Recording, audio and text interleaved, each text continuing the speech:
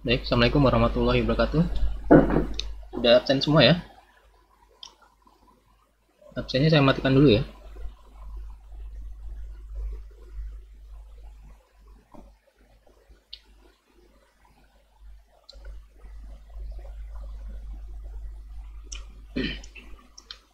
Baik, hari ini kita akan bahas tentang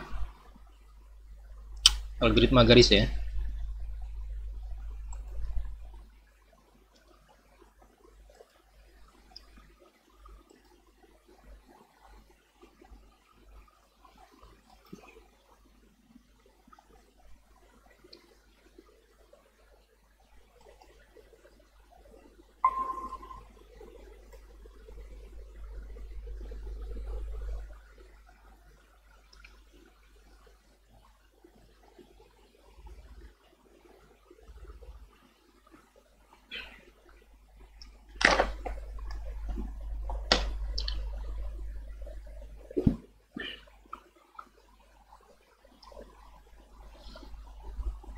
Nah, jadi dalam pembentukan sebuah garis ya di layar monitor komputer ya.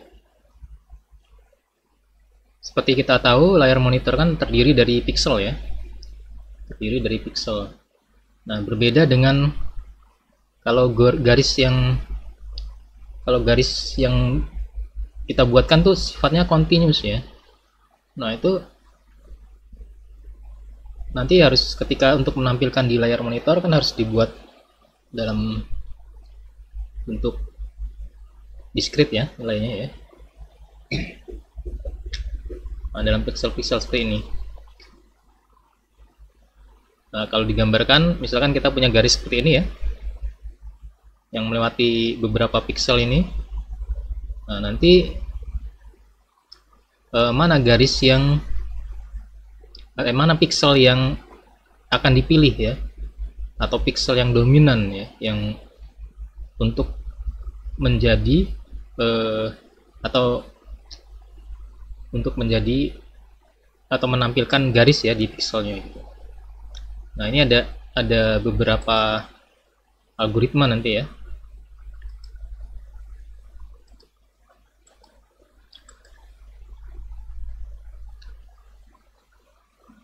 Nah, setiap algoritma punya keunikan ya masing-masing ya.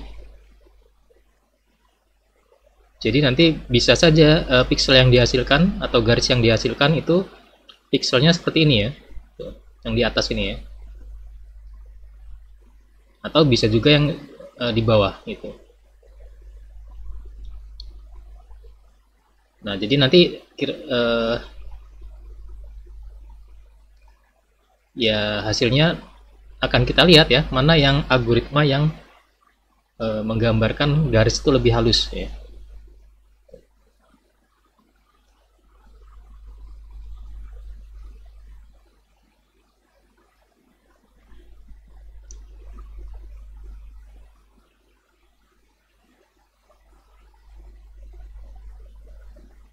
Kemudian ini nanti ya ini kita masih belum ke anti aliasing ya. Kalau anti aliasing nanti beda lagi bahasanya, itu terkait, kalau ini kan masih terlihat kasar ya untuk ininya ya, penampilannya ya. Nanti kalau dengan anti aliasing nanti akan dibuat lebih halus lagi. Itu beda bahasan lagi ya. Di sini kita hanya fokus untuk menentukan pixel ya, untuk menentukan pixel mana yang tepat untuk dipilih ya, untuk menggambarkan garis yang melewati pixel tersebut ya.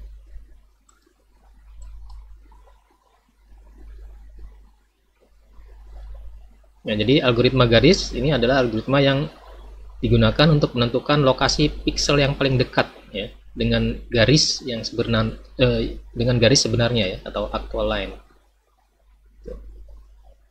Ada beberapa macam ya, ada tiga di sini, akan kita bahas tiga macam algoritma garis ya.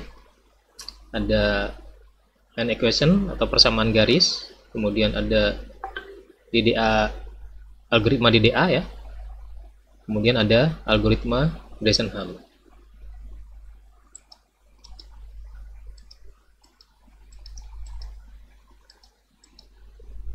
Nah, sebelum kita bahas terkait algoritmanya ya, kita harus pahami dulu dalam sebuah sistem koordinat ya. Seperti kita tahu ada 4 kuadran ya. Ya, kuadran 1 itu dia nilainya positif semua ya. Untuk X dan Y-nya ya. Untuk menentukan titiknya itu semuanya positif ya. Kuadran 2 X-nya negatif, kemudian Y-nya positif. Nah, dan seterusnya ya. Kuadran 3 semuanya negatif, kuadran 4 X positif, Y-nya negatif. Nah, nanti untuk apa ini? Kita lihat ya.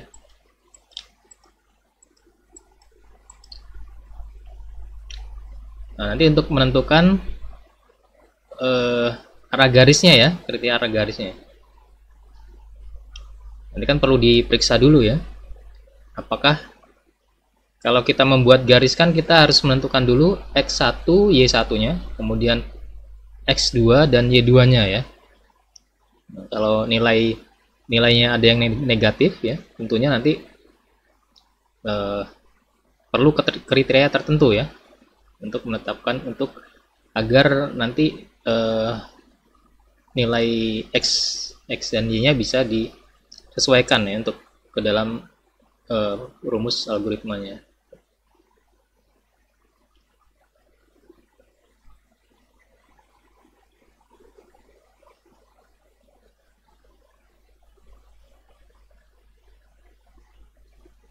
Nah, di sini di kuadran 1 ya. Di kuadran 1 itu kriterianya X1 itu kurang dari X2 ya. Jadi X2-nya lebih besar ya, atau X1-nya lebih kecil ya. Dan Y1-nya kurang dari Y2. Jadi titik X1 Y1 ini nilainya kurang dari X2 Y2 ya. Ini kan positif semua ya. Positif semua, dia kriterianya seperti ini. Kalau di kuadran 2 ya, kalau di kuadran 2 ya, ini karena nilai X-nya negatif ya. Kalau di kuadran 2 X-nya negatif ya, maka nilai X1-nya dia lebih dari X2 ya. Nilai X1-nya dia lebih dari X2. Nah, untuk Y-nya karena positif dia tetap seperti ini ya. Dia positif. Nah, dan seterusnya ya. Kalau yang kuadran 3 kan semuanya negatif nih. Ya, ini balikannya. X1 lebih dari X1 lebih dari X2, Y1 lebih dari Y2. Nah, kuadran 4 yang Y-nya yang negatif ya. Y-nya yang negatif. Y1-nya lebih dari Y2.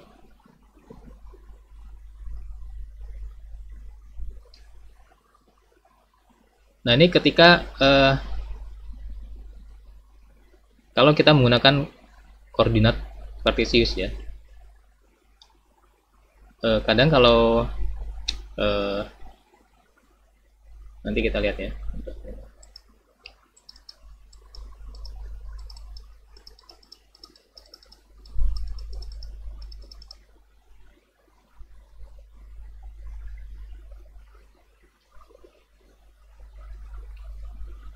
Nah, seperti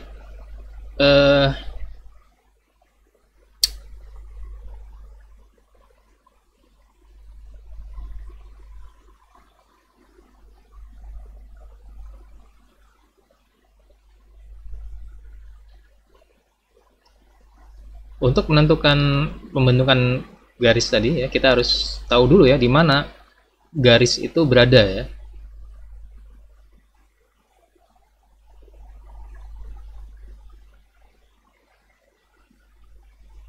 Di kuadran mana garis itu berada.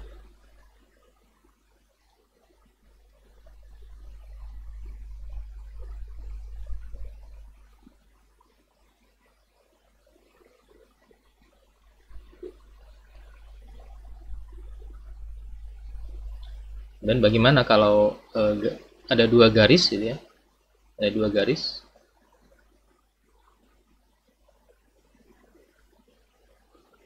apakah dicek dulu apakah garis itu berada di kuadran yang sama atau kuadrannya beda.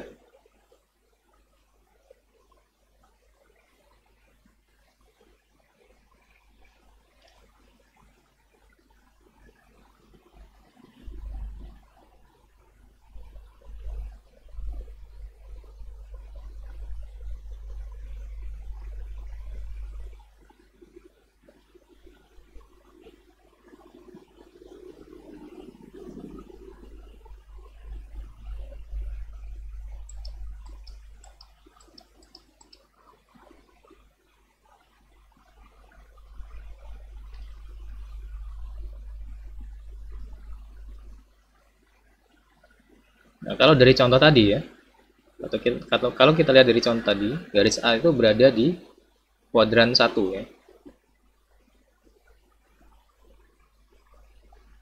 X satunya 3 ya, Y satunya 1. Kemudian X2 nya 8, Y2 nya 4. Nah, nilai X1 dan Y1 nya lebih kurang dari X2 dan Y2 ya. Garis A ya. 3,1 ya, 3,1 dan 8,4 ya. 3,1 dan 8,4 ini berada di kuadran 1. Kalau yang garis B ya, nah ini ada di kuadran 3 ya, berada di kuadran 3. Nah, lihat kuadran 3 itu kebalikannya ya, X1 dan Y1 nya kurang lebih dari X2 dan Y2 nya. Nah, nanti untuk menentukan gradiennya ya, kemiringan garisnya, masih ingat ya rumus gradien ya. Nah, ini ya, ini untuk yang garis B ya.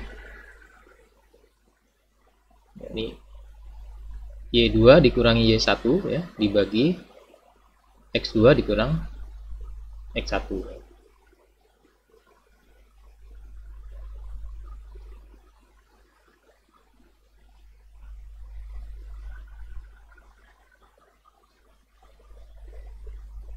Nah, tapi nanti kalau garis B ini dinyatakan, kalau dibalik ya, X1-nya sama Y1-nya ini kurang dari X2 dan Y2 ya. Nah, berarti garis B berada di kuadran 1. Maka persamaan garisnya untuk menghitungnya kemiringannya ya seperti ini. Ya, hasilnya sama ya. Hasilnya sama.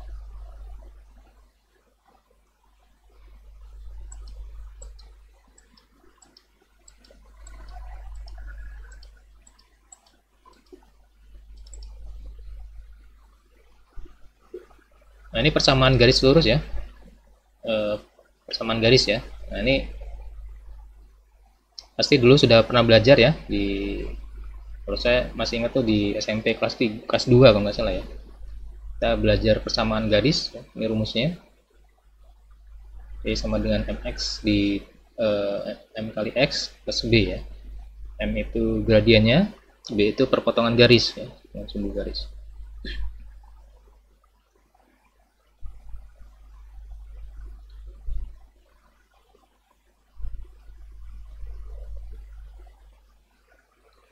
Nah, ini kalau ada, ini nilai X1 ya, X1 sama X2 ya, Y1, Y2, tambah dengan B ini kalau ada perpotongan dengan sumbu Y ya.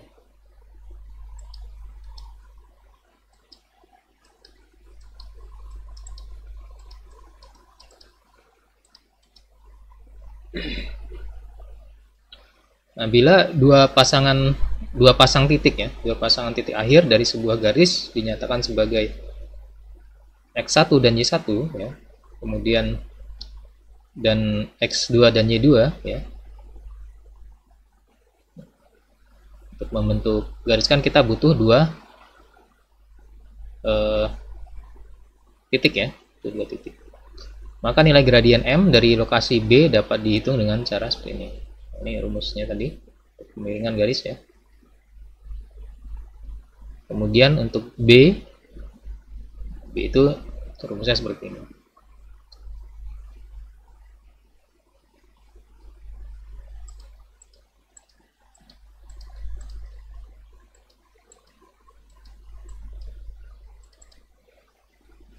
Nah, tinggal dimasukkan aja ke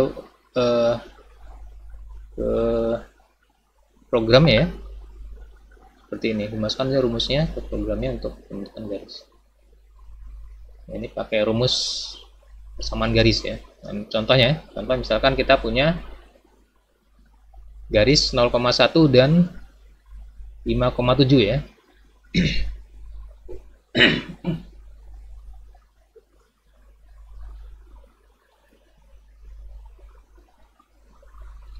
Nah, ini X1 berarti 0 ya. X1-nya 0, Y1-nya 1 ya. X2-nya 5, Y2-nya 7 ya. Kita cari nilai kemiringannya.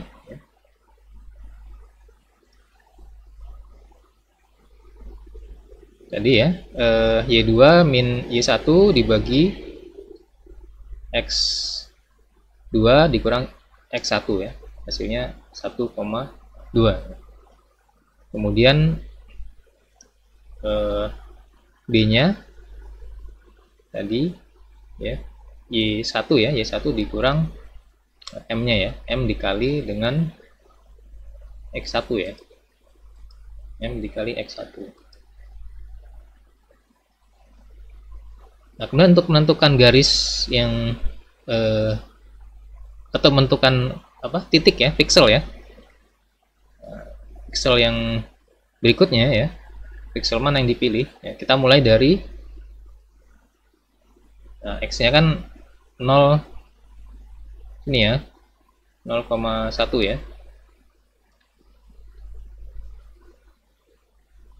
Nah, kita ini scan line ya, ini di scan, di runut ya, nanti dari X-nya dari 0 seterusnya ya. Nah, nanti yang dicari adalah Y-nya ya. Untuk menentukan titik pixelnya, X-nya sudah diketahui ya, X-nya diketahui nanti dari 0 sampai N ya, sampai dengan N-nya berarti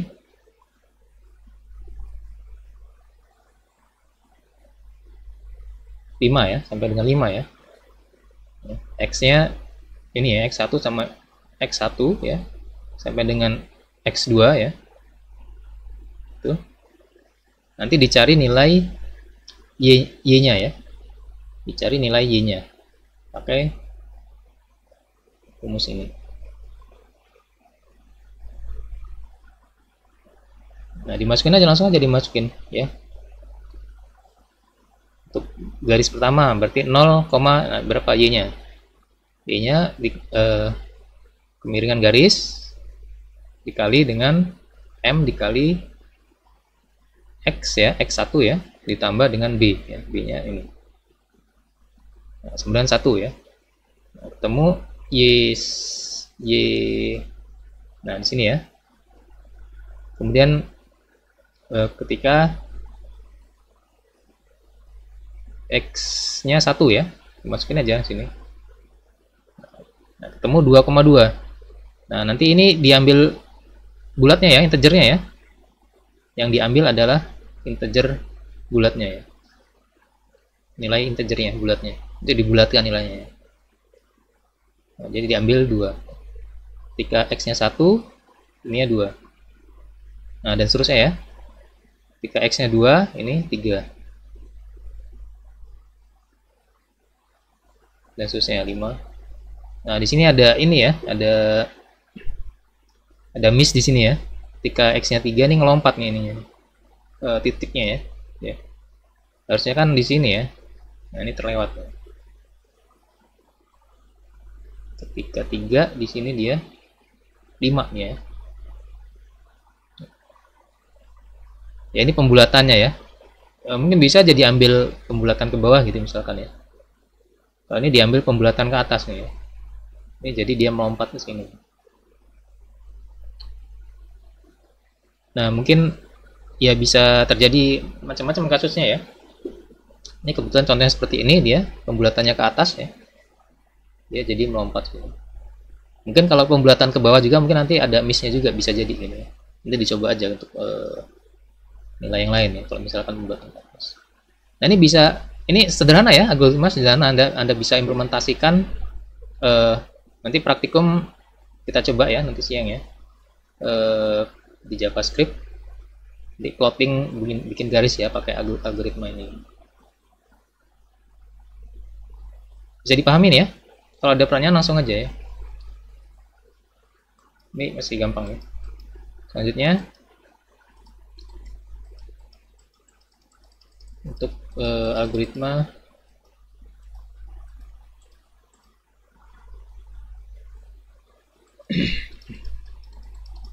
nah ini tipe-tipe garis ya, ada tipe-tipe garis dan kemiringan ya. Ada garis itu, nah ini mengingat lagi ya, kalau garis tegak itu ya nilai x nya sama ya, x1 dan x2 nya sama. Kemiringan nanti tidak terdefinisi ya, tak enggaknya. Ini kalau garis tegak ya. Nah kalau mendatar m nya 0 ya, y nya yang y1 sama y2 sama ya, m nya 0 mendatar. Tegak tak terdefinisi, kalau mendatar 0. Nah kalau miring 45 derajat 1 ya, miringannya 1.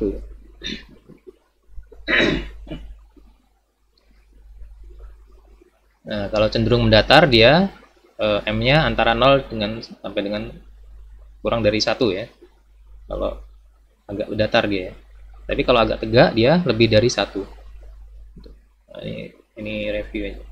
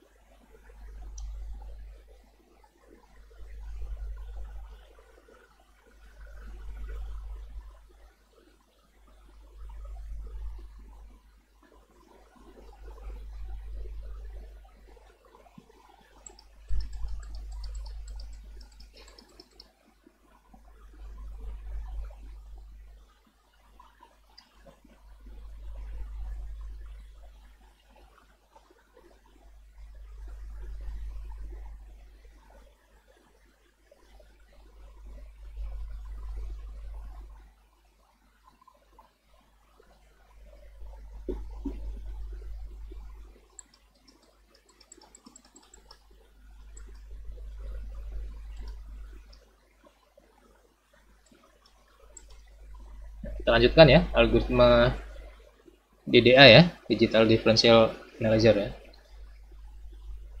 Jadi kalau di algoritma DDA ya, dia untuk menghitung pixel yang dengan mempertimbangkan pixel sebelumnya nih. Kalau yang algoritma persamaan garis tadi kan pakai persamaan tadi ya. Nah, kalau ini ada pertimbangkan atau menggunakan posisi pixel yang sebelumnya ya sebagai acuan. Kemudian ini diasumsikan garis itu berada di kuadran 1 atau 2 ya. Nah, jadi kuadran 1 kan positif ya, positif semua. Kalau kuadran 2 itu x-nya negatif ya. Jadi nanti dia cenderung tegak ya. Bisa cenderung tegak atau cenderung mendatar dia ya.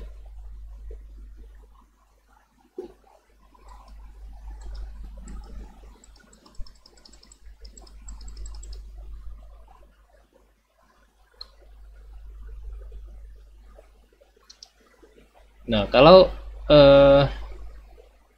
garisnya itu, nah kalau di antara ini berarti tadi apa nih, cenderung mendatar ya. Kalau gradiennya di antara 0 dengan 1 dia itu garisnya cenderung mendatar ya. Kalau garisnya cenderung mendatar ya, dia rumusnya seperti ini ya. Nah, jadi nanti dia ngecek M-nya dulu ya. M-nya itu nilainya di mana ya? Nilai M-nya itu berapa gitu. Nah, kalau nilai M-nya itu di antara 0 dan 1 ya, maka dia pakai rumus yang ini. Untuk Y yang selanjutnya ya, Y selanjutnya itu Y yang sekarang ditambah dengan M ya. Sama 3.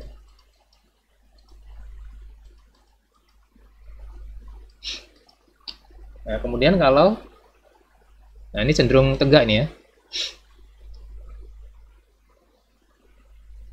Nanti rumusnya pakai yang ini.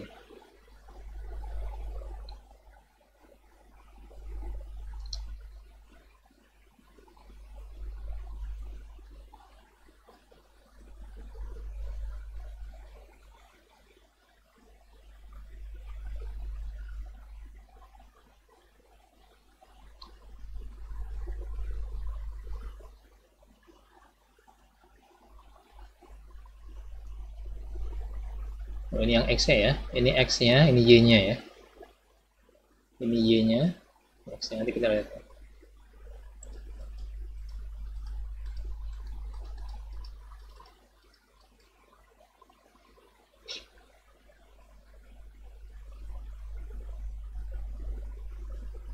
Nah, kalau ini negatif ya.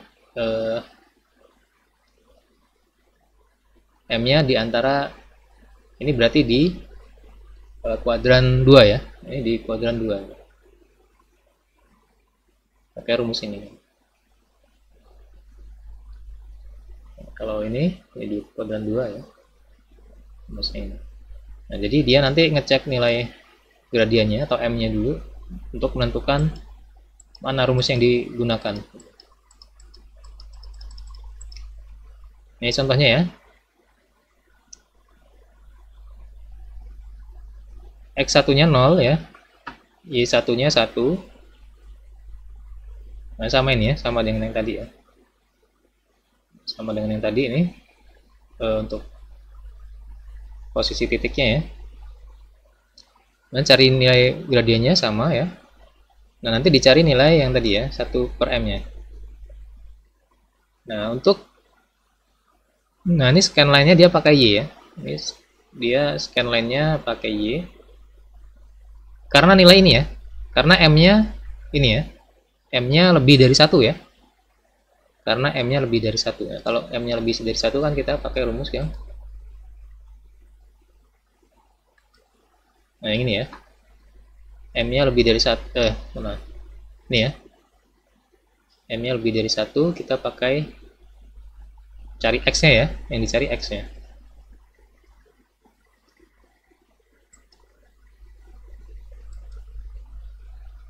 Nah, ini contoh yang itu ya. Nanti kalau tergantung nilai M-nya, nah, ini kan nanti tinggal dibuat if aja nih. If M-nya antara 0 1 pakai ini. Kalau if M-nya lebih dari 1 pakai ini ya, dan seterusnya. Nanti pakai if dia. Nah, ini pakai yang cari X-nya ya. Karena M-nya lebih dari 1. Masukin aja langsung rumusnya tuh ya. Masukin ke rumus. Kalau X Y-nya 1 ya, Y-nya 1, maka X-nya 0 ya.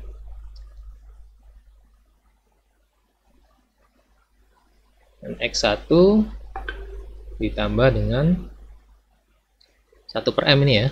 0,83. 0 tambah 0, 0 ya. Kemudian Y2, Y-nya 2 ya, Y-nya 2 di sini. Berarti 0 ditambah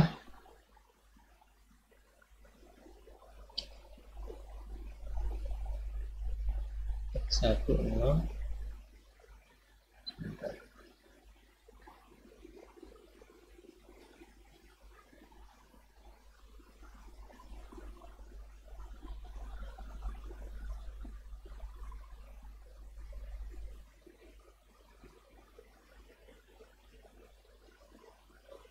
Oh, ini dari 0 sebelumnya ya. 0-nya kan masih ini 0 awal ya. Nanti inisiasi dulu ya, diinisiasi dulu y-nya sama dengan y berikutnya sama dengan y yang sekarang ya. Ini didefinisikan dulu nih. Y-nya y yang sekarang 1, x yang sekarang 0 gitu ya. Nah, kemudian y yang berikutnya ketika y-nya 2 ya. Ketika y-nya 2 nah, nilai x yang sebelumnya dimasukin ya. Ini x yang sebelumnya ditambah dengan ini per m tadi ya. Nah, 0,83. Ini mendekati 1. Jadi ketika y-nya 2 ya. Y-nya 2 nih, x-nya 1 di sini. X-nya 1. Nah, seterusnya x-nya 0,83 ya. Ini ditambahkan 0,83 dibulatkan ini, plottingnya dibulatkan 3, y-nya 3, x-nya 2 ya. Nah, gitu seterusnya ya, dimasukin. Nah, gitu terus. Nah, ini dengan metode DDA ini tadi kalau pakai persamaan garis kan tadi terlewat ya, yang ini ya. Yang ini ada miss di sini ya tadi ya. Nah, kalau pakai ini dia, nah di sini dapat di sini ya, kena semua ini ya. Nah, dia menentukan dulu m-nya itu berada di mana gitu, kuadran mana. Nanti untuk menentukan rumus yang akan digunakan. Ini kalau metode DDA ya.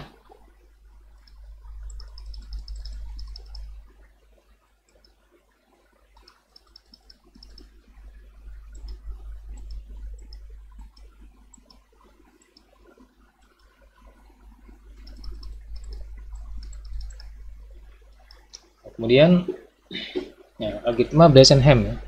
Nah, ini yang banyak digunakan ya, yang lebih efisien ya.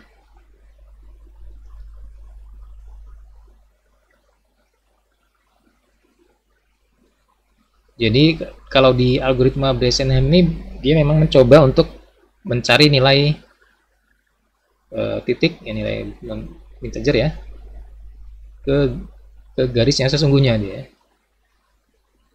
Nanti kita lihat seperti apa ya.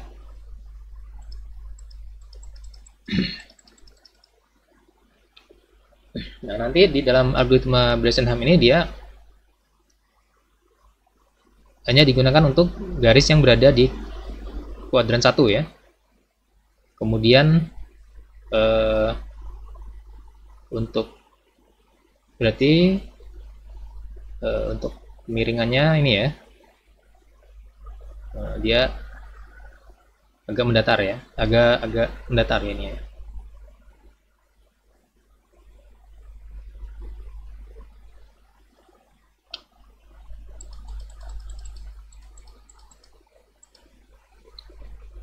Nah, kalau di algoritma Bresenham dia menggunakan nilai acuan ya, nilai acuan untuk ada di 1 dan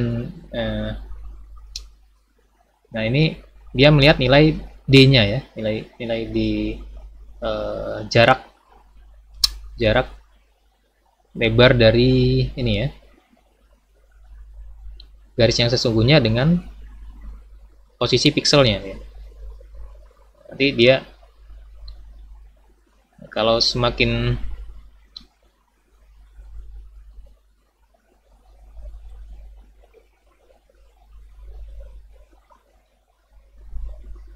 kemudian nilai D ini D-nya kurang dari 0 ya.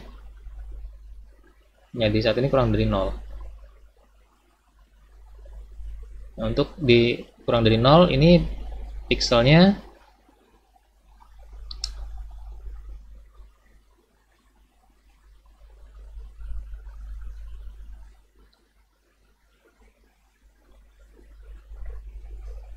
x1 plus 1 ya, x1 plus 1, y1 di sini.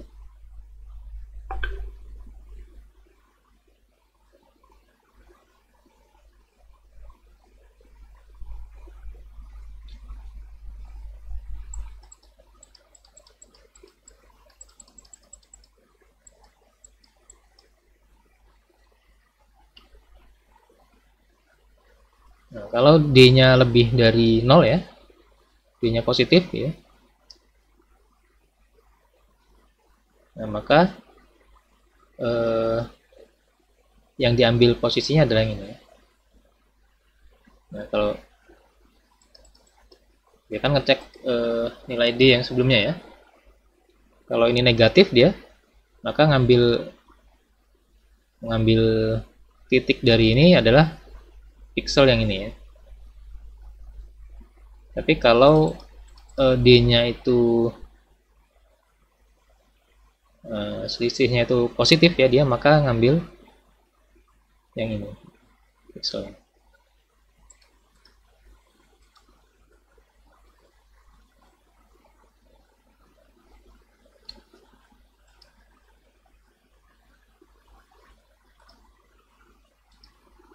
Nah, kalau algoritmanya sepertinya ya, dalam bentuk flowchart ya. Nah, nanti dia dicari nilai D-nya ya, difference-nya atau delta-nya ya. Nanti ada dx ya, selisih dari x-nya ya, dicari selisih dari x-nya. Kemudian dicari dy, selisih dari y-nya ya. Nah, kemudian ada D1 dan D2 ya. D1 ini kelipatan dari ini ya, kelipatan dari selisih Y ya. D1 ini kelipatan dari selisih Y ya. Kemudian D2 ini kelipatan dari selisih atau pengurangan ini ya, dx dengan dy ya. Dx dengan dy.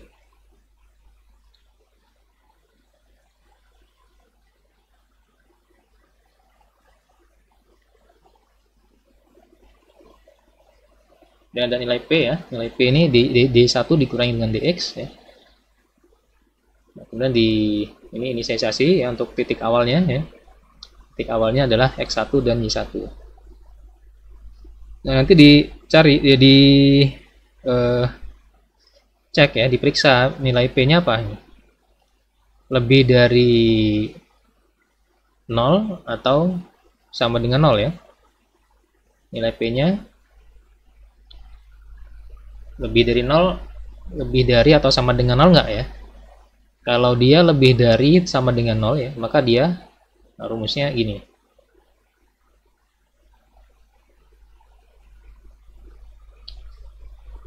Untuk P berikutnya, P-nya dikurangi dengan D2 ya. Nah, Y-nya ditambah 1. Y-nya increment ya, Y-nya increment. Nah, ini untuk acuan berikutnya ya. Untuk acuan nilai P berikutnya nih, P-nya dikurangi dengan D2. Berarti kalau ini sebalikannya ya, kalau kurang dari ya, kalau ini kan lebih dari sama dengan 0 ya, berarti positif ini ya. Kalau P-nya positif ya, P-nya positif, yang dikerjakan yang ini. Kalau P-nya negatif ya, dia nilai P berikutnya ini ditambah D1. Kemudian Y-nya tetap ya, Y-nya tetap. Next, ini increment ya. X berikutnya ya, di increment X-nya. Nah, ini untuk dicek apakah X-nya sudah sama dengan X2 enggak ya. Kalau udah sama dengan X2 berhenti dia. Sama dengan atau lebih dari ya. Sama dengan atau lebih dari X2 dia berhenti. Tapi kalau belum ya dia lanjut lagi. Nah, gitu ya. Seterusnya. Cek gitu terusnya ya.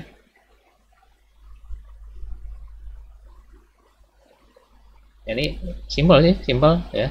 Bisa kita mudah kalau kita udah tahu ini, gampang tinggal masukkan ke kita tinggal masukkan ke codingnya ya, algoritmanya ya. Prinsipnya seperti ini. Algoritma Bresenholm.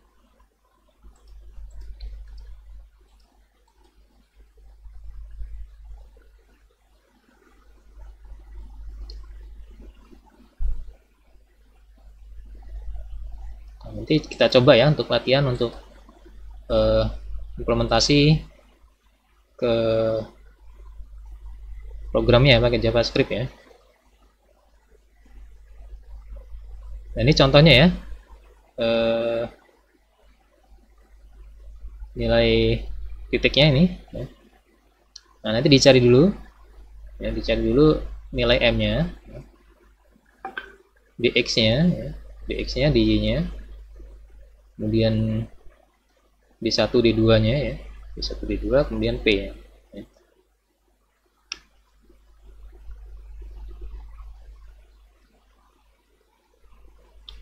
Nah ini scan line-nya dia pakai X ya. Acuan scan line-nya pakai X ya. X0 sampai dengan X.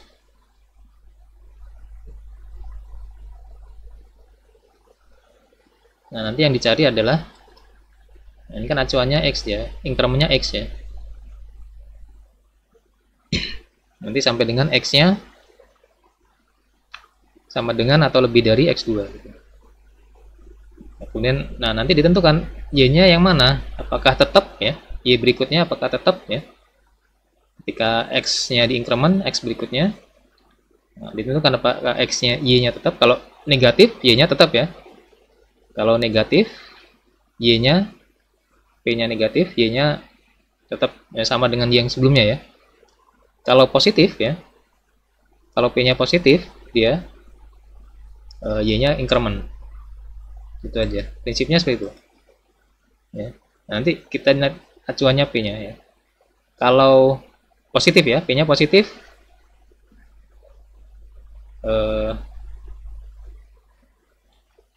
nah ini P-nya negatif ya, P-nya ini positif ya, ini positif dulu, positif, Y-nya increment ya, ini ya berikutnya increment.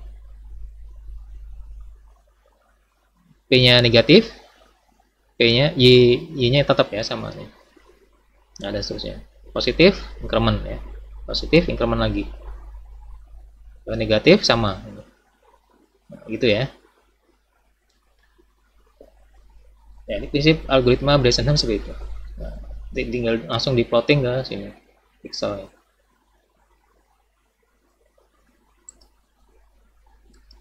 Bisa dipahami ya, mudah ya ini. Kita coba ya.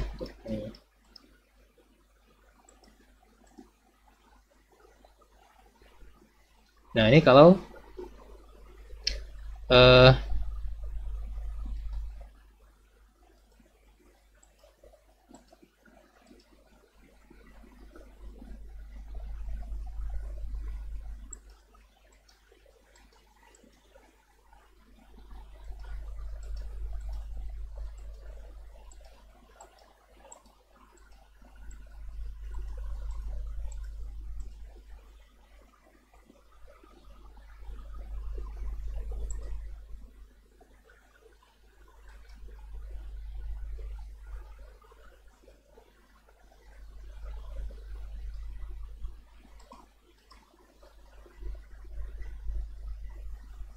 nah kalau tadi kan garisnya agak mendatar ya ini ya. Nah kalau di ini implementasi di garis yang agak tegak dia cenderung tegak gitu.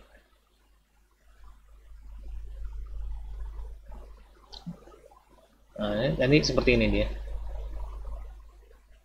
Nah dia akan positif ya, increment terus dia. Y-nya increment. Ini untuk garis yang cenderung tegak.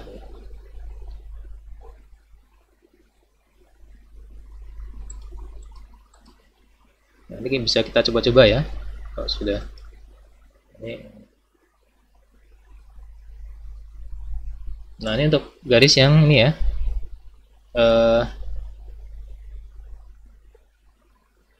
Cenderung tegak ya. M lebih dari 1 ya. Ini lebih dari 1 ya. Nah ini yang jadi scan line-nya dia Y, yang Y ya.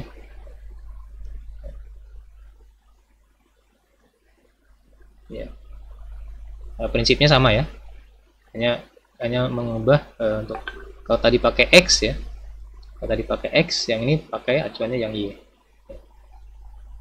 Ya maka nanti dilihat ini dulu ya.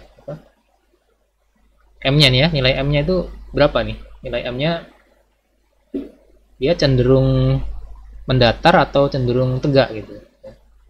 Nah ini kalau yang cenderung tegak dia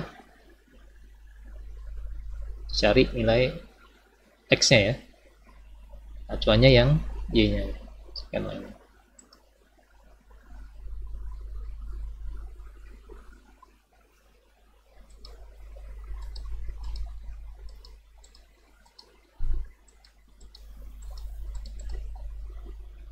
Nah ini ya untuk implementasi yang tadi ya, yang dicari adalah nilai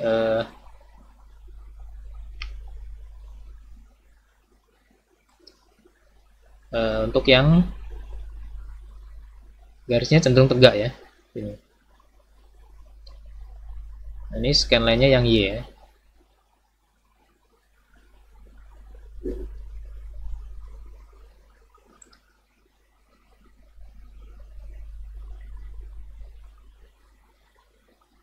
Kalau nilai ininya P-nya negatif, dia increment ya. X-nya tetap ya. Maaf, yang X-nya yang dicari X-nya ya. Kalau negatif, X-nya tetap ya. Kalau positif, increment.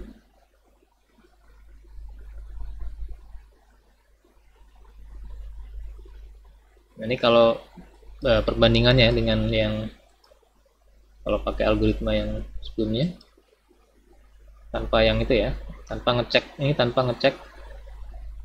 nilai M-nya ya. 0,1527.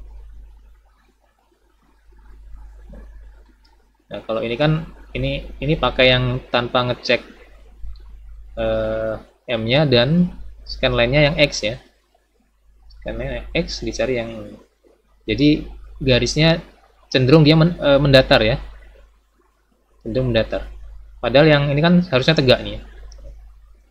Cenderungnya ini kan tegak harusnya ya. Kalau kita pakai algoritma yang ini ya, yang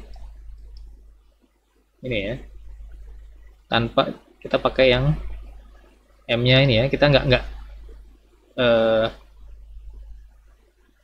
ngecek M-nya ya, ini M-nya akan cenderung tegak dia, cenderung mendatar ya. Padahal garisnya ini tegak gini ya. Nah, maka perlu dicek M-nya dulu ya. Nah, kalau M-nya lebih dari 1 ya, maka kita pakai yang ini. Kita pakai juga yang ini ya. Nah, jadi nanti untuk menentukan mana yang mau dipakai rumusnya ya, atau algoritmanya, dicek dulu M-nya. Nah, supaya kalau yang garis tegak dia memang kelihatannya tegak gitu ya. Lebih cenderung tegak gini ya.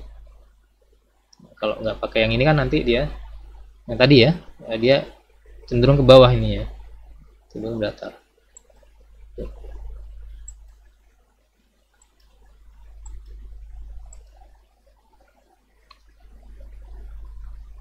Ya ini kalau dalam atribut dari ini masih masuk dalam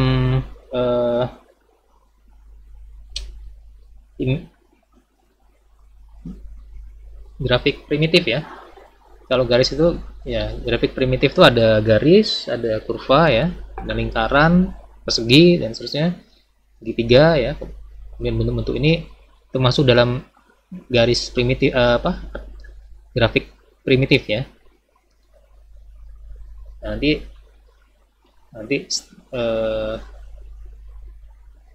kalau dalam garis ya kita punya atributnya seperti ini ya. Kita punya atribut garis bisa seperti ini ya. Garis itu bisa ada ketebalannya ya. Ada ketebalannya yang minimal sampai nanti kita tentukan aja minimalnya berapa, maksimalnya berapa gitu ya. Nah, nanti ini akan menyesuaikan nilai pixelnya ya. Kalau tadi kan itu cenderung paling tipis ya, hanya 1 pixel aja ya. Nah, kalau mau ditebalkan, nah nanti gimana ininya? Nah, berarti perlu ada nilai penambahannya kan ya, untuk lebar dari titik acuan pixelnya ini dia akan ada tambahan ya, tambahan nilai untuk ketebalan ya. Nah, kemudian ada pola garis nih ya. ada pola garis. Nah, gimana nanti implementasi ke pola garis ya? Ada garis yang nyambung ya, ada yang putus-putus ya. Ada yang putusnya dengan titik, ada titik ya, titik garis itu. Nah, ini nanti ya, ini ada algoritma tersendiri ya, ada tambahan. Kemudian ada warna ya, bukan warna. Nah, tapi kita nggak bahas ke sini ya, kita nggak bahas untuk algoritma ini. Nah, cukup pengetahuannya Anda tahu untuk bagaimana membentuk titik di pixel ya, di pixel di monitor. Yang menggunakan tadi ada algoritma pakai persamaan garis ya, bisa. Kemudian pakai algoritma DDA ya. Kemudian pakai algoritma Bresenham. Nah, ini untuk garis ya. Nanti pertemuan selanjutnya akan kita bahas tentang algoritma untuk lingkaran ya. Baik, sampai sini ada pertanyaan sebelum saya tutup? Izin bertanya Pak. Silakan Pak Tommy ya. Sebenarnya bukan, sebenarnya tidak ada hubungan dengan mata kuliah. Pak. Tanya apa itu? Terkait apa? Kemarin itu kalau cek di website Unila itu ada ini surat edaran rektor mengenai ini Pak, tentang apa namanya cuti bersama itu. Oh, cuti ya. Kenapa? Kalau lihat dari jadwalnya itu, jadwal cuti bersamanya tanggal 28 sampai 30 Oktober itu seharusnya itu cuti bersama Pak, tapi saya kurang tahu juga Pak, apakah mungkin apakah semua dosen Unila terlibat atau mungkin beberapa kelas saja, kurang tahu Pak. Cuman kalau dari surat edaran rektornya seperti itu Pak. Ya, kalau cuti bersama kan itu untuk pegawai yang ngantor ya. Kalau kita kan di rumah gitu. Kalau kuliah itu kita nggak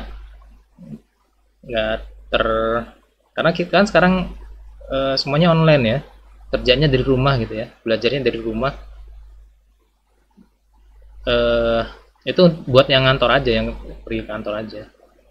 Masalahnya kalau kita ngikutin itu ya, nanti kita pertemuannya bisa tertunda gitu. Akan sulit untuk mencapai 16 pertemuan gitu kalau kita ngikutin libur-libur terus gitu.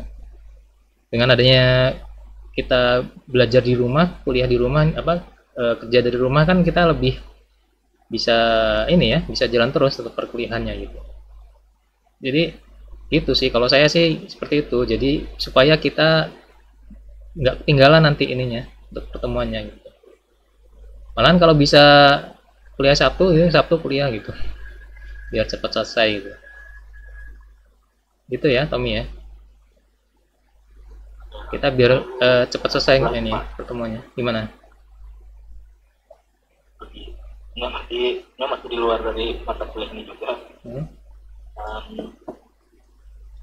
Yang ini Pak, mengenai yang kelompok kewirausahaan kan pada waktu itu saya sempat pernah. Gimana? Tentang kelompok kewirausahaannya itu, ini ada berapa kelompok yang berbeda itu, ada yang berbeda kelasnya walaupun sama jenis kelamin atau gendernya itu Pak. Ya sudah saya bahas kemarin, sudah saya sampaikan. Dari awal dulu ada yang nanya kan, sudah pernah ada yang nanya untuk kelas gimana. Dari sebelum-sebelumnya juga sudah saya jelaskan kalau ya kelas usahakan kelas yang sama gitu, supaya saya tidak kesulitan untuk memeriksa nanti untuk memberikan penilaian gitu. Sudah selesai dari awal ya, dari dulu juga kalau soal kelas saya selalu jangan beda kelas gitu. Saya tekankan jangan beda kelas gitu. Ya. Jadi kalau ada yang beda kelas ya itu saya bilang kemarin ya buat lagi untuk PKM gitu atau apa yang lain. Untuk PKM lah yang ini ya, sekarang yang dekat ya. Gitu. Kalau alternatif selain itu ada tidak Pak? Alternatif selain PKM lagi, karena mungkin ada beberapa yang kayak Kesannya tuh kayak rasa apa yang udah dilakukannya tapi harus PKM lagi gitu karena Nah, itu motivasi yang salah ya. Itu pemikiran pola pikir lama itu ya. Anda itu berpikirnya ketika diberikan tugas ya. Apalagi nanti Anda kerja kantoran kan. Kalau atau kerja nanti ya di dunia kerja ya. Di dunia kerja ya. Nanti akan diberikan tugas-tugas gitu. Jadi jangan dijadikan seperti itu beban ya. Ya harusnya dijadikan supaya Anda maju gitu, supaya Anda berkembang gitu. Ada tugas ini supaya Anda belajar gitu. Kalau masih pola pikirnya masih pola pikir lama gitu, dikasih tugas itu jadi beban ya berat gitu. Itu ya niatnya sudah salah gitu dari awal. Jadi buat enjoy aja, dibuat santai aja. Lagian kan materinya sama aja gitu, nggak masalah gitu. Tinggal menyesuaikan formatnya aja gitu. Tinggal kesepakatan aja siapa yang mau.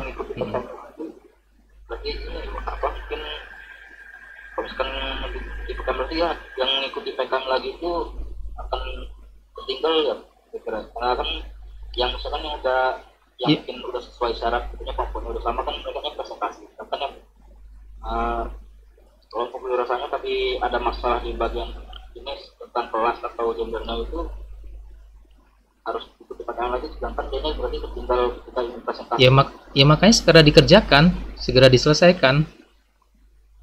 Begitu saya kasih pengumuman langsung dikerjakan, diselesaikan, langsung dikumpulkan, dilaporkan gitu. Nanti saya umumkan lagi untuk pelaporan yang PKM gitu. Yang penting segera diselesaikan aja, dikerjakan aja gitu. Jangan nunggu nanti deadline-nya kapan. Kalau saya kan nggak pernah, saya jangan nanya deadline ke saya gitu ya. Tapi begitu diberikan tugas langsung dikerjakan gitu kalau saya prinsipnya ya. Kegiatan PKM-nya itu harus karena kalau kegiatan PKM kurang tahu juga Pak kami jadwal PKM itu minggu bulan ini atau mungkin tahun. Enggak, kan kemarin sudah saya umumkan PKM kemarin untuk pelatihannya kita ikut yang bidik misi kan tuh untuk kita tahu tentang PKM-nya, kemudian trik-triknya gitu kan. Anda tinggal ngikutin panduan aja, udah dikerjakan aja, bikin proposalnya sesuai panduan. Kalau pengen lolos ya ikutin trik yang kemarin disampaikan gitu. Nanti baru saya umumkan lagi untuk pengumpulannya gitu. Yang penting sekarang dikerjakan dulu gitu, diselesaikan. Ini pola pikir yang ini ya. Kelompok baru lagi itu kan? Iya, kelompok yang baru kan, yang lama beda kelas gitu ya. Kesepakatan aja mau kalau jadi berpikirnya jangan itu ya, itu berpikir orang yang nggak mau maju itu dikasih dikasih tantangan mundur gitu. Harusnya kalau orang berpikir maju dikasih tantangan dikerjakan, diselesaikan gitu. Ya, makanya dari awal harusnya ikutin aturan gitu, karena ini kan konsekuensi dari kemarin nggak ikutin aturan gitu. Diselesaikan aja ya gitu. Nanti dilaporkan kalau sudah ini. Ya yang penting itu aja sih. Ya yang penting sekarang di prinsipnya itu aja, dikerjakan, diselesaikan, nanti dilaporkan gitu. Enjoy aja sih kalau ngerjakan tugas kan santai aja, nggak usah. Itu untuk Anda sendiri loh, untuk Anda belajar ya, untuk Anda mengembangkan diri, nggak usah dijadikan beban ya. Oke, ya gitu ya Tommy ya. Ya mungkin nanti bisa disampaikan ke teman-temannya gitu. Kira-kira ada berapa kelompok itu yang beda kelas itu, tahu nggak Tommy?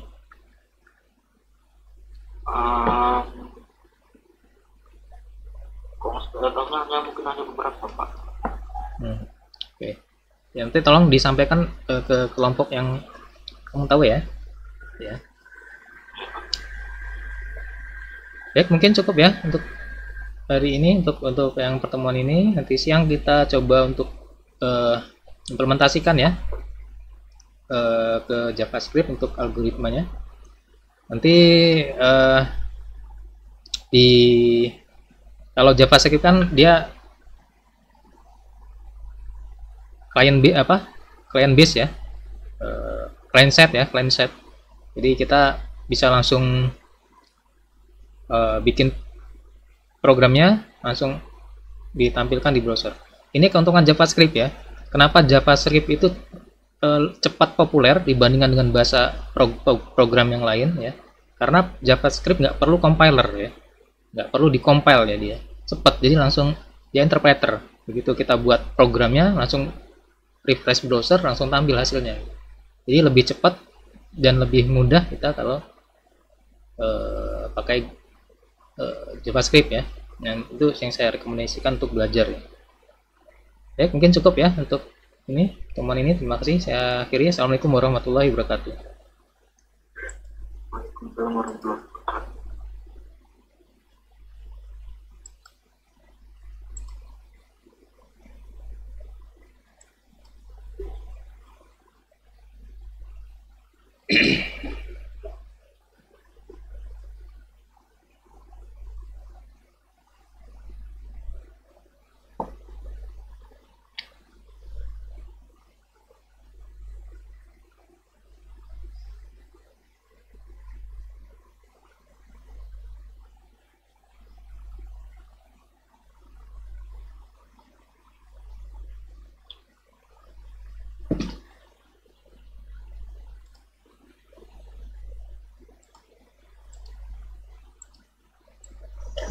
Kemudian X sama dengan 4 dan Y sama dengan 6.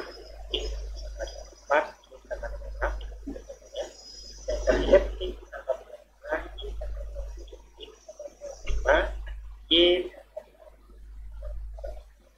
Nah, jadi kita dapat melihat ya, untuk mengaplikasikan persamaan garis. Jadi bentuk garisnya itu seperti ini. Bentuk garisnya seperti ini. Jadi bisa kita lihat ternyata ada kekurangan jika kita mengimplementasikan persamaan garis untuk membuat garis. Jadi nanti kemungkinan garisnya itu ada terlihat terputus karena memang hasil dari perhitungan menggunakan persamaan garis lurus. Ya, jadi seperti itu. Nah, kekurangan ini yang kemudian nanti dikembangkan ya, dan berusaha untuk disempurnakan oleh dua algoritma berikutnya, yaitu DDA dan juga Bresetup. Baik, selanjutnya kita akan membahas dulu tentang gradien dan tipe garis. Jadi gradien tadi, nilai M tadi itu sangat mempengaruhi daripada pengembangan algoritma garis DDA maupun Bresetup. Nah, oke, pertama kita perkenalan dulu tentang gradien, di mana untuk garis yang tegak lurus maka nilai gradiennya itu tak terdefinisi.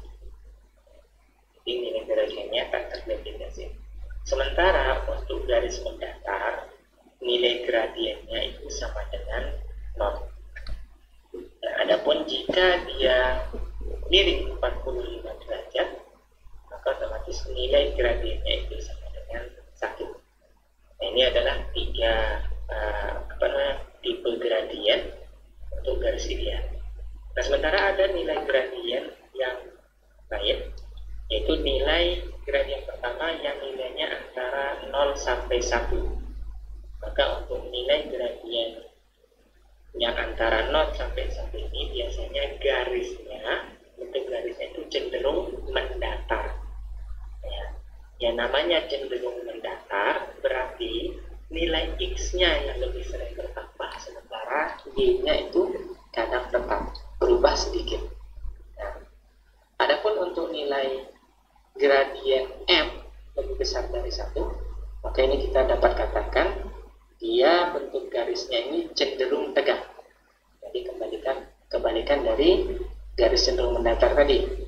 Untuk garis yang cenderung tegak, maka nilai X-nya itu perubahannya kecil sekali, sementara yang drastis perubahannya itu adalah nilai Y-nya. Itu dia. Nah ini ya, dua nilai gradien ini, nilai gradien ini nanti digunakan untuk, sekali lagi digunakan untuk menentukan ya algoritma DDA maupun algoritma branch up. Jadi bergantung kepada nilai gradien ini. Nah selain itu juga bergantung juga dengan kuadrannya. Sekali lagi bergantung juga dengan kuadrannya. Nah untuk tipe garis di sini diberikan garis A dan garis B seperti pada contoh awal. Diminta dapatkah Anda mencari perbedaan yang esensial antara garis A dan B, misalkan gradien pertambahan X dan Y. Jadi seperti saya jelaskan tadi, garis A di sini adalah garis yang cenderung mendatar. Kita dapat katakan cenderung mendatar, berarti nilai gradiennya itu antara 0 sampai 1. Ya. Sehingga jika kita perhatikan, ya, pertambahannya di sini yang lebih drastis adalah pertambahan X-nya. Sementara Y-nya itu hanya berubah dari 1 sampai 4. Sementara untuk X-nya dari 3 sampai 8. Nah ini cirinya. Jadi X-nya yang lebih drastis berubah. Nah sementara untuk garis yang cenderung tegak atau garis B, ya, lihat di sini dia untuk perubahan X-nya hanya dari titik 1, 2, dan 3. Sementara garis Y-nya cenderung berubah drastis itu dari titik 2 sampai 7. Nah ini dia, ya, seperti yang saya jelaskan tadi tentang garis yang cenderung mendatar dan juga garis yang cenderung tegak. Ya. Nah, namun jika kita lihat ya dari pikselnya, ada memang nilai-nilai yang harus diperhatikan ya, baik untuk garis A maupun garis B. Di mana nanti jika kita dekati dengan persamaan matematis, maka nanti untuk garis yang A yang cenderung mendatar itu pertambahan X-nya itu selalu sama dengan 1 ya. Sementara Y-nya itu bergantung pada nilai D-nya, nilai difference-nya. Ya, dimana nilai difference-nya ini kan biasanya sekitaran bernilai antara 0, sekian, sehingga kemungkinan dia untuk dibulatkan ke atas itu lebih kecil. Nah, jadi cenderung dia dibulatkan ke bawah. Nah, ini juga berlaku pada garis B. Ya, kita nyatakan dengan D2. Nah, nanti lebih jelas bagaimana kita menentukan nilai D1 dan nilai D2 itu akan dibahas pada algoritma selanjutnya. Baik, sekarang kita masuk dulu ke algoritma DDA. Algoritma DDA ini adalah algoritma digital differential analyzer. Ini merupakan algoritma untuk menghitung posisi piksel di sepanjang garis dengan menggunakan posisi piksel sebelumnya. Artinya, jika kita sudah mendapatkan posisi piksel sebelumnya, maka nilai tersebut yang akan kita iterasikan, yang kita masukkan kembali untuk menghitung nilai piksel berikutnya. Nah, di sini untuk pengembangan algoritma DDA yang kita pelajari sekarang ini hanya misalkan ketemu artinya nilai lebih detail tentang algoritma DDA. Jadi di sini untuk algoritma DDA yang pertama atau kita nyatakan dengan persamaan 3 ya, di mana untuk gradiennya antara 0 sampai 1, maka di sini kita dapat katakan untuk nilai X-nya itu sudah otomatis bertambah 1. Ya, sementara nilai Y-nya ya, nilainya itu berubah sedikit berdasarkan bergantung daripada nilai gradiennya. Nah, karena memang dia ini cenderung mendatar. Nah, sementara nilai Y-nya ya, Y berikutnya itu sama dengan Y sebelumnya ditambahkan dengan nilai gradiennya. Nah, sementara untuk garis dengan gradien lebih besar dari 1 atau cenderung tegak ya, ini masih pada kuadran 1 dua-duanya ya, maka Y-nya ini udah otomatis bertambah 1, Y berikutnya langsung ditambahkan 1, sementara untuk X-nya, X berikutnya itu adalah nilai X sebelumnya ditambahkan dengan 1 dibagi dengan nilai gradiennya. Ya, ini dia. Ini masih pada kuadran 1. Nah, ini dan untuk yang nilainya lebih besar dari 1 kita sebut dengan rumus 4. Nah, berikutnya untuk garis pada kuadran 2. Nah, untuk garis pada kuadran 2, maka nilai M ya, yang cenderung mendatar itu berkisar dari 0 sampai min 1. Ya. 0 lebih besar dari M lebih besar dari min 1. Maka di sini X-nya itu kita otomatis kurangkan 1 ya, untuk berikutnya. Sementara Y-nya, penambahannya itu kita kurangi dengan nilai gradiennya. Nah, adapun jika M-nya lebih kecil dari min 1, ya, ini yang cenderung tegak, maka Y berikutnya itu kita langsung tambahkan dengan 1, sementara X berikutnya itu sama dengan X sebelumnya dikurangi dengan 1 per nilai gradiennya, 1 dibagi nilai gradiennya. Nah, mungkin lebih jelas kita langsung masuk ke dalam contoh. Oke. Jadi contoh kan sebuah garis dengan titik awal 0 dan X2 sama dengan itu sama dengan 1,2. Di mana kita 1 per M itu sama dengan 1 dibagi 1,2, maka diperoleh nilainya sama dengan 0,83. Ya, 0,83 ini adalah nilai pertambahannya. Nah, dan sudah jelas tadi untuk rumus 3 itu yang berubah yang pertambahannya selalu 1 Y-nya, sementara X-nya itu bergantung daripada gradiennya. Jadi kita mulai dari titik awal 0,1 ya, titik awal 0,1, maka otomatis untuk titik berikutnya Y sama dengan 2 itu kita peroleh potongan dengan titik X 0 ya, 0 yang berasal dari sini, 0 ditambahkan dengan 0,83 yaitu nilai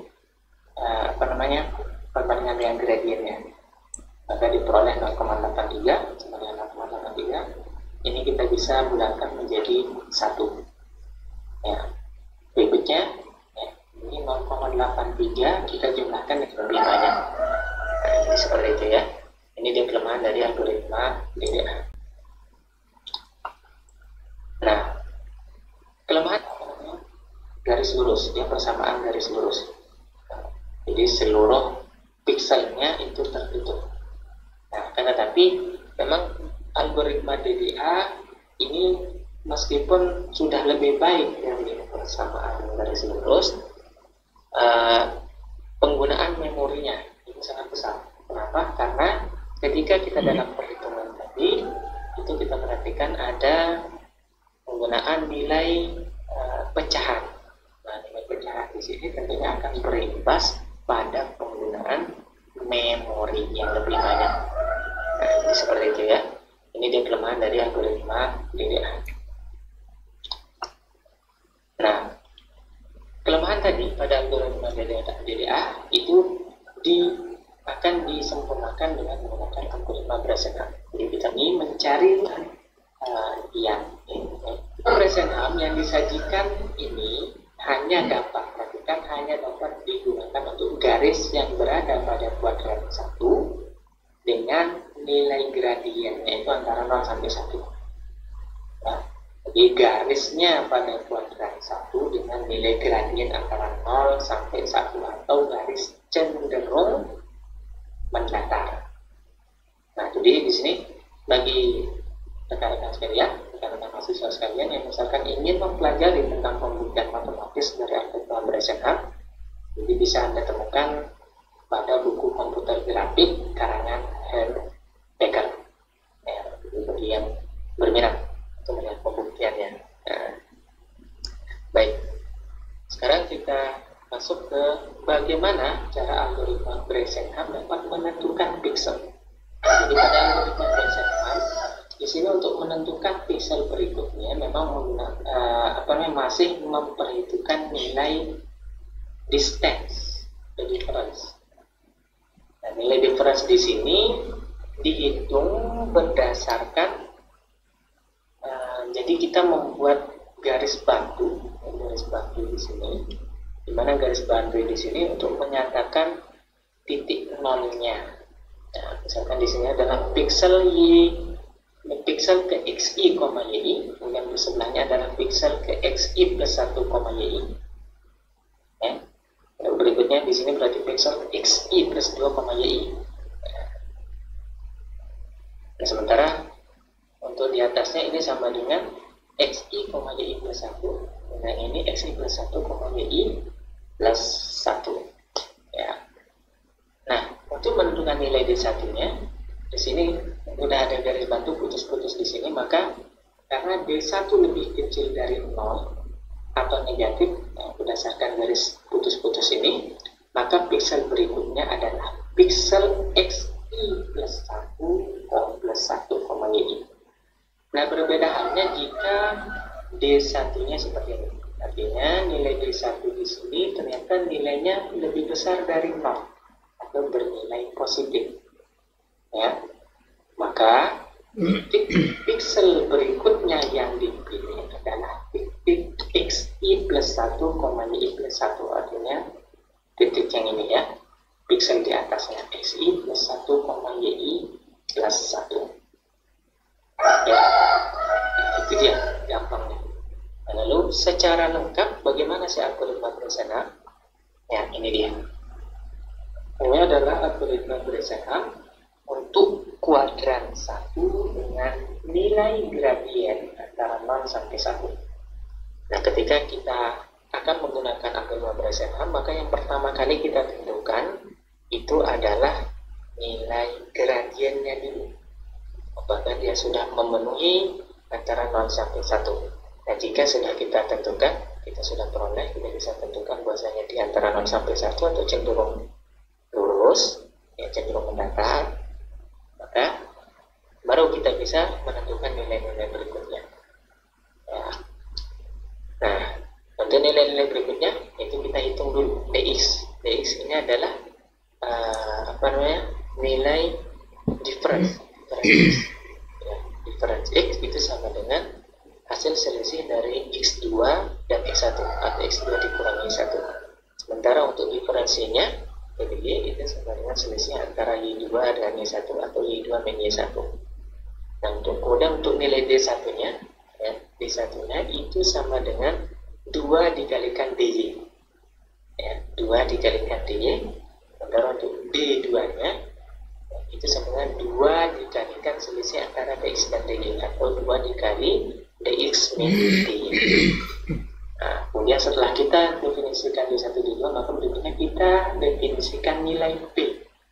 Nah, nilai P ini, ya, untuk P pertama, inisialisasi awal, itu sama dengan D1 dikurangi dx. D1 dikurangi dx. D1 sudah kita peroleh, dx juga sudah kita peroleh. Nah, baru kemudian kita tentukan nilai x-nya, x awal dan y awalnya, ya, di mana x itu sama dengan x1 dan y-nya sama dengan y1. Nah, kemudian dari inisialisasi ini yang selalu diperhatikan adalah nilai p-nya, ya. Jadi nilai p-nya. Nah, untuk nilai p, jika dia lebih besar atau sama dengan 0, ya, jika lebih besar atau sama dengan 0, berarti dia ke kanan sini, ya. Maka untuk P berikutnya, untuk menentukan P berikutnya, itu sama dengan nilai P yang sudah diperoleh tadi dikurangi dengan D2. Ya, nilai P yang diperoleh sebelumnya dikurangi dengan D2. Nah, kemudian nilai Y-nya, ya, Y-nya sudah otomatis kita tambahkan 1. Jadi Y-nya bertambah 1 piksel. Nah, baru Y-nya kita tambahkan 1, ya. Y-nya kita tambahkan 1.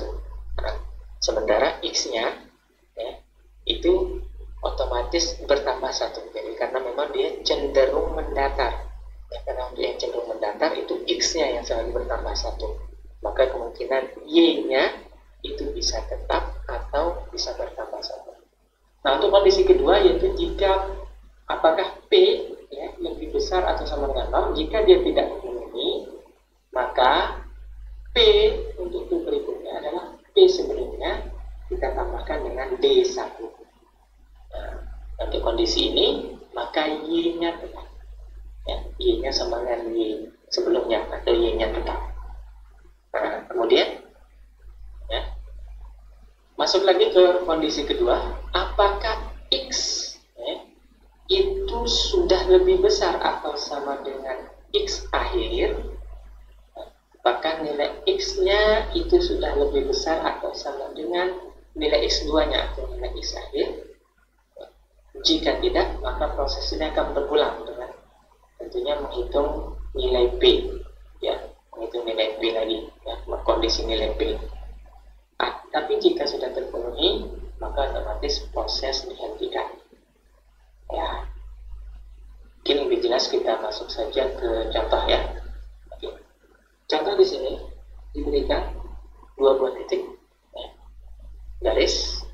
Untuk garis pertama, titik awalnya 0,1 dan titik akhirnya 6,5. Untuk garis kedua, titik awalnya 0,7 dan titik akhirnya 0,1 dan titik akhirnya 5,7. Nah, diminta untuk menggambarkan garis ini dengan algoritma Bresenham. Jadi kita mulai dari garis pertama. Oke, untuk garis pertama dari titik awal 0,1 dan titik akhir 6,5, maka kita tentukan dulu nilai X1, Y1, X2, Y2-nya. X1-nya sama dengan 0, Y1-nya sama dengan 1, X2-nya sama dengan 6, dan Y2-nya sama dengan 5. Nah, setelah itu kita tentukan dulu apakah gradiennya ini memenuhi dari algoritma yang sedang kita bicarakan. Ya, kita boleh M sama dengan 5 dikurung 1 dibagi 6 min 0, maka diperoleh gradiennya 0,67. Nah, artinya memang kita bisa menggunakan algoritma Bresenham yang tadi sudah ditunjukkan flowchartnya ya. Oke, maka baru kita bisa tentukan nilai dx nya. Dx itu selisih antara x, x2 dan x1, 6 min 0 sama dengan 6. Kemudian dy nya selisih antara y, y2 min y1, 5 minus 1 sama dengan 4. Kemudian nilai d1 itu sama dengan 2 dikalikan dy sama dengan 2 dikali 4 sama dengan 8. Kemudian D2-nya 2 dikalikan dx min dy sama dengan 2 dikali 6 minus 4 sama dengan 4. Ya, 6 dikurangi 4 itu sama dengan 5, maka 22 sama dengan 4. Nah, kemudian nilai P-nya, P sama dengan D1 dikurangi dx sama dengan 8 min 6. Ya, ini nilai D1-nya, dx-nya 6, maka 8 min 6 sama dengan 2. Nah, kemudian X awalnya adalah 0 dan Y awalnya adalah 1. Ya. Kemudian di sini kita bisa masukkan untuk kolom pertama dulu. Jadi ini ya kolom pertama yang saya berikan warna berbeda ya. Jadi X-nya 0, Y-nya 1 dan nilai P-nya sama dengan 2. Otomatis P-nya di sini ya, P-nya di sini itu lebih besar dari 0. Jadi untuk nilai P lebih besar dari 0, maka Y-nya bertambah 1. Ya, Y-nya bertambah 1. Itu otomatis Y-nya Y berikutnya sama dengan 2 dan X-nya sudah otomatis selalu kita tambahkan 1. Nah, kemudian kita hitung nilai P-nya. Ya, kita hitung nilai P-nya. P-nya tadi kita balik ke slide sebelumnya ya. Ya, karena dia memenuhi kondisi P lebih besar dari 0, maka untuk perhitungan P berikutnya kita gunakan P sebelumnya dikurangi dengan D2. Ya, P sebelumnya dikurangi dengan D2, artinya 2 dikurangi 4. Ya, 2 dikurangi 4, maka diperoleh P-nya sama dengan minus 2. Ya, untuk P minus 2, maka berarti lebih kecil dari 0, maka jadi dikatakan Y-nya itu tetap, sementara X yang bertambah. Maka kita lihat titik berikutnya, Y-nya masih sama dengan Y sebelumnya, yaitu sama dengan 2, sementara X-nya bertambah 1 sama dengan 2. Nah, kemudian kita balik lagi ke slide berikutnya. P-nya dihitung dengan cara ditambahkan dengan D1. Ditambahkan dengan D1, artinya P sebelumnya ditambahkan dengan D1. Berarti minus 2 ditambahkan dengan D1. D1-nya itu sama dengan 8. Nah, sehingga minus 2 ya, ditambahkan 8 sama dengan 6. Ya, jadi seperti itu. Selalu yang diperhatikan adalah nilai P-nya dulu. Ya, dihitung nilai P-nya. Baru kita bisa menentukan apakah X atau Y-nya bertambah. Tapi dalam hal ini karena cenderung mendata, X-nya selalu bertambah, sementara Y-nya yang bisa bertambah atau tetap. Ya. Jadi seperti itu. Jadi jika kita lanjutkan, maka diperoleh nilai P sama dengan 2. Ya, pertama P sama dengan 6 dulu tadi. Nah, maka X dan Y-nya bertambah sama-sama. Kemudian dihitung lagi nilai P-nya dengan rumus yang sesuai. Maka diperoleh juga pertambahan nilai. Ya, baik di X maupun Y-nya sama-sama dengan 4. Kemudian dihitung lagi untuk di berikutnya. Maka diperoleh sama dengan minus 2. Otomatis Y-nya tetap, sementara X-nya bertambah. Nah, kemudian dihitung lagi, diperoleh P-nya sama dengan 6. Maka diperoleh X-nya sama dengan 6 dan Y-nya sama dengan 6. Dihitung nilai P-nya sama dengan 2. Apakah berlanjut? Nah, kita cek dulu. Ternyata nilai X dan nilainya di sini, Y-nya di sini, itu sudah merupakan nilai titik akhir 6,5. Maka otomatis proses dihentikan. Ya. Nah, kemudian hasil dari ini, ya, hasil dari titik-titik X, Y-nya kita gambarkan di dalam. Masuk ke algoritma preset ini, baru kita peroleh P dan W tahap berikutnya. Assalamualaikum warahmatullahi wabarakatuh. Selamat pagi teman-teman. Apa kabar semuanya? Dimanapun kalian berada, saya berharap teman-teman selalu diberi kesehatan. Di sini output primitif yang kita pelajari ada 3 macam, yaitu yang pertama ada algoritma pembentukan garis slider, dan yang kedua ada algoritma lingkaran midpoint.